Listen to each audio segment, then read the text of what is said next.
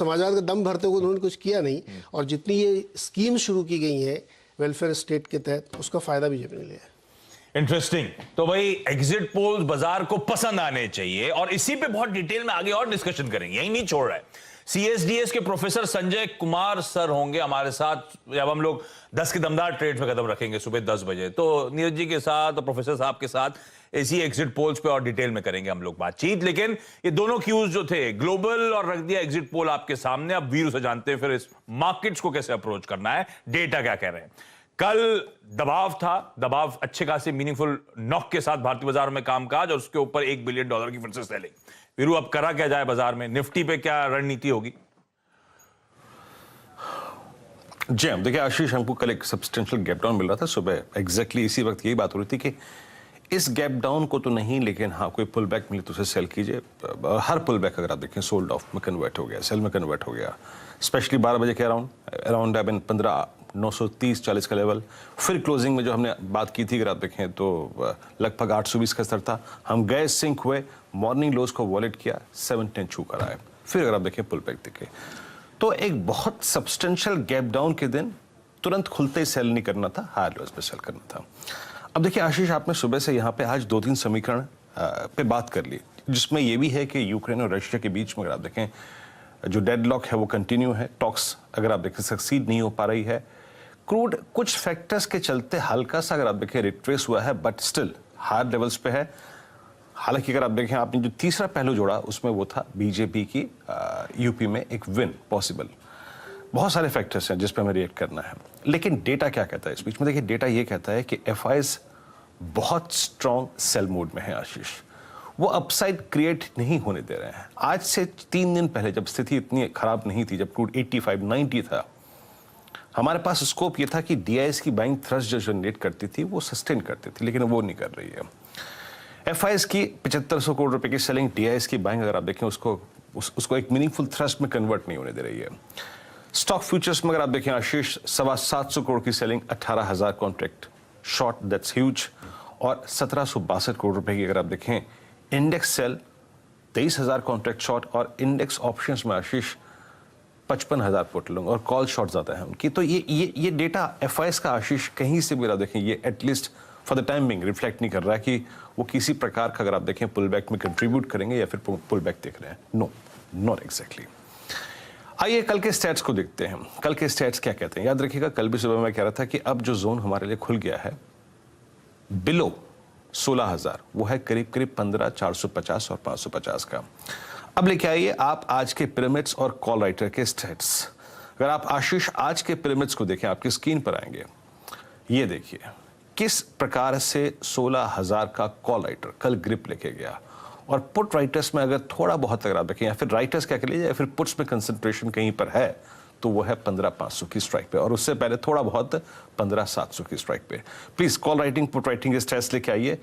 16,000 पे कल 25 लाख कॉल बिकी। 15,900 पे अगर आप देखें कल आशीष 10 लाख कॉल बिकी। यहाँ पे फ्रेश राइटिंग दिखी गई है। और पुट्स में आशीष कोई बिल्डअप नहीं था। और आप याद रखिएगा 15,700 की पुट भी अपना ओआई लूज करके गई। तो आशीष ऐसे में देखिए, मैं ये कहूं कि इन लेवल्स पे बाइंग करें, आई थिंक नहीं, मैं नहीं कह सकता इस बात को। मैं इस जोन में कोई बाय नहीं करूंगा। इनफैक्ट अप्रोच वही रहेगी जो कल थी, सेल ऑन राइज।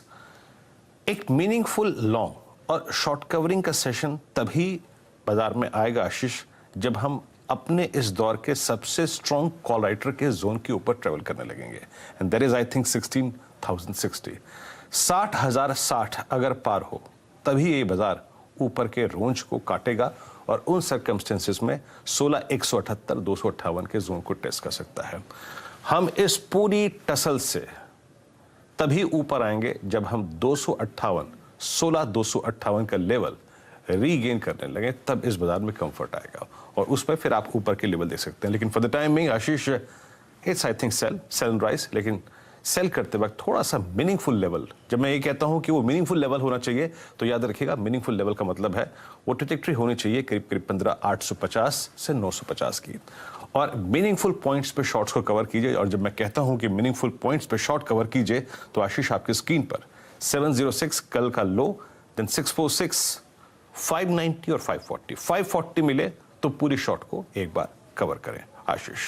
इंटरेस्टिंग भाई साहब, थॉट इस समय तो लॉन्ग का नहीं, जब तक वो इंपॉर्टेंट लेवल्स ब्रीच नहीं होते तो सेल ऑन राइज की स्ट्रैटेजी के साथ ही बाजार को अप्रोच करने का मन, और डिटेल्स लेवल्स बढ़िया तरीके से आपकी स्क्रीन पे प्रोड्यूसर साहब ने कर दिए प्रेजेंट। वीरू निफ्टी बैंक पिछले हफ्ते 5.5% निफ्टी बैंक में वीक ऑन वीक प्रेशर, उसके बाद कल के ट्रेडिंग सेशन में उसके ऊपर 4.5% की कमजोरी, एक मैसिव अंडर परफॉर्मेंस इस पॉकेट में, और निफ्टी बैंक अपने हाई से ध्यान रखें अब 23% मेरे ख्याल से करेक्ट हो चुका है। इस तरह का प्रेशर इस समय झेलता हुआ वीरू कैसे अप्रोच करें इस पॉकेट को? जी देखिए आशीष, मैं आपके स्क्रीन पर देखिए कल भी अप्रोच थी मेरी, सेल की थी और सेल ऑन राइज की थी, और 12 बजे की बहुत स्ट्रॉन्ग सेल मिला, क्लोजिंग में एक स्ट्रॉन्ग सेल मिला। आशीष, यहाँ पे स्टॉक फ्यूचर्स बहुत बुरे हालात में हैं, और देखिए अभी भी कोई स्टॉक फ्यूचर ऐसे मीनिंगफुल पॉइंट पे नहीं, कल आपकी टीम में कितने शॉर्ट थे, देखिए क्या पैसा देखे गए, वो ऐसे मीनिंगफुल पॉइंट पे पिवट लेवल पे ऑप्शन जोन में नहीं है जो एक मीनिंगफुल पुल बैक जनरेट कर पाए। देखिए आशीष, आज की ट्रेड रेंज के मुताबिक मैंने पिरामिड्स ड्रॉ करे हैं। 32,000 की पुट एक मीनिंगफुल ओआई होल्ड करती है, और 33,500 की कॉल सबसे बड़ा ओआई कंसंट्रेशन वहां पे है। अप्रोच सिंपल है, याद रखिएगा, ये शॉर्ट है और सेल ऑन राइज का मार्केट है, और ये इंडेक्स भी। और देखिए कोई ना किसी प्रकार का घमंड, या फिर अगर आप देखें इस बात पे आतुर मत रहिएगा कि मैं यही करूंगा। ये क्लियरली मेंशन किया गया है कि 16,060 अगर निकल जाए निफ्टी पे तो आपको शॉर्ट कवर करनी है। लॉन्ग करें ना करें, न्यूट्रल हो जाइएगा। लॉन्ग भी कर सकते हैं उसके बाद for target of 250, same is the case with Nifty bank. याद रखिएगा आपकी स्क्रीन पर रेजिस्टेंस जोन मेंशन है, और वो है 32,160 और 33,160 और 33,310 ये जोन, और उसके बाद 510 और साथ ही साथ 640। लास्ट पॉइंट है 33,510 और 33,640। ये माफ कीजिएगा, ये 33,160 है, माफ कीजिएगा इसके लिए मेरे को। ये बड़ा रेजिस्टेंस पॉइंट कट जाए तो बैंक निफ्टी को शॉर्ट मत कीजिएगा, न्यूट्रल हो जाइएगा। वहीं पे कॉलाइटर का जोन है, और उससे पहले सेल ऑन राइज की अप्रोच रखिए। और नीचे की तरफ जब मैं कहता हूं कि शॉर्ट्स पे प्रॉफिट बुक करिए तो बेस जोन को याद रखिएगा, 32,280, 210, 31,930 और 31,710। तो आशीष, ये लेवल्स को देखिए, ट्रेड करिए, और याद रखिएगा स्क्रीन पर अगर लेवल कट रहे हैं तो जरूर अपनी पोजीशंस को कवर करिए, और नीचे के टारगेट्स मेट हो रहे हैं तो जरूर अपने प्रॉफिट्स को कैश में कन्वर्ट करिए। आशीष। बहुत बढ़िया, तो ये हो गई आपके लिए आज की स्ट्रैटेजी निफ्टी और निफ्टी बैंक को लेकर। और क्विकली फ्लोर खोल दीजिए, जो तमाम गेस्ट हैं सब जुड़ते हुए, आप सबको बहुत बहुत क्या कहते हैं, सुबह के लिए गुड मॉर्निंग। असद बरनपति साहब के साथ शुरुआत कर रहा हूं, स्क्रीन पे आपको नजर आएंगे, कविता भी हैं। कविता, सॉरी असद आपके पास नहीं आऊंगा आज, कविता के पास पहले जाऊंगा। आपको अंतर्राष्ट्रीय महिला दिवस की ढेरों शुभकामनाएं। कविता, क्या स्कैन करा स्क्रीन पे, क्या ट्रेड है आज के लिए?